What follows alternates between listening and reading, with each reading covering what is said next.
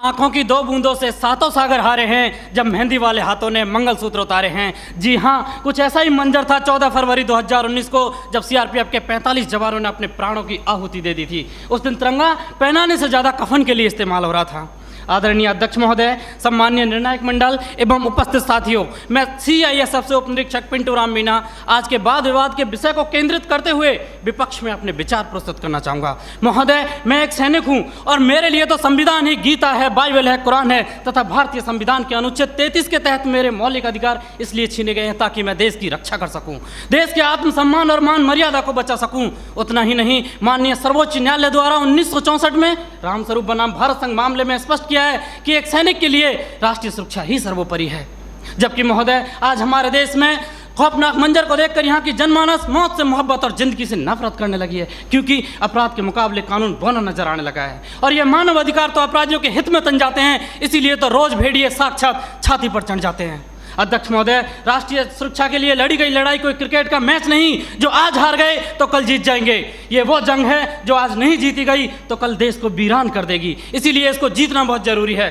और हम रोज जीतते हैं तभी तो पंजाब की तर्ज पर जम्मू कश्मीर और उत्तर पूर्वी राज्य भारत के नक्शे में हैं, नहीं तो युद्ध विराम संधि, शिमला समझौता और ताशकंद जैसे कई समझौते रोज जम्मू कश्मीर की घाटियों में बेआबरू होते हैं। महोदय, राष्ट्रीय सुरक्षा का मतलब यह नहीं कि नक्सली आतंकी हमलों में जवाबी कार्रवाई न करें। राष्ट्रीय सुरक्षा का मतलब आतंकवाद, नक्सलवाद, उग्रवाद को खत्म कर देश के कोने कोने में शांति स्थापित करना है। और अगर शांति स्थापित करना है तो आतंकवाद और नक्सलवाद को पोषित करने वाले तथा उन्हें हथियार मुहैया कराने वाले राष्ट्रों पर प्रतिबंध लगाने की जरूरत है। जरूरत है न्यायिक प्रक्रिया को सुधारने की, टेरर फंडिंग और साइबर क्राइम को रोकने की। आज जरूरत है राजनीतिक इच्छा शक्ति की। महान राजनीतिक चाणक्य ने भी कहा कि कोई भी नियम राष्ट्र और राष्ट्रहित से बड़ा नहीं होता, किंचित ऐसा है तो उसे तत्काल बदल देना चाहिए।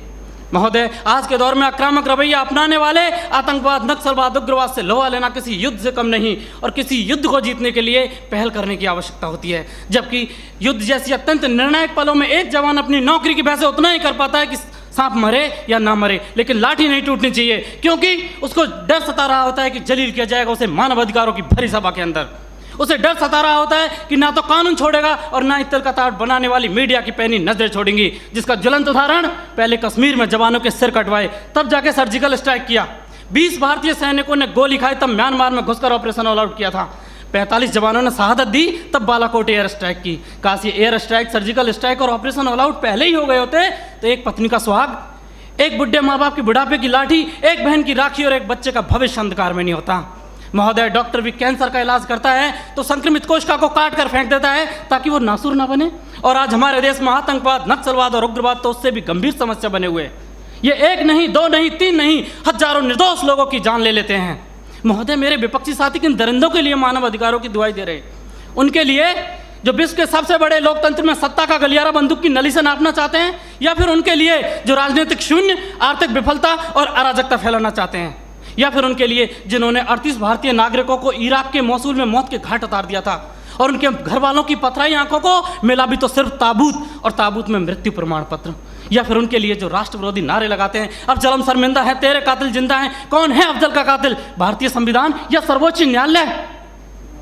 क्यों दरकिनार करना चाहते हैं मेरे विपक्षी साथी इन सब घटनाओं को? क्योंकि साथ सच्चाई को बर्दाश्त करने की क्षमता नहीं रह गई आपके अंदर।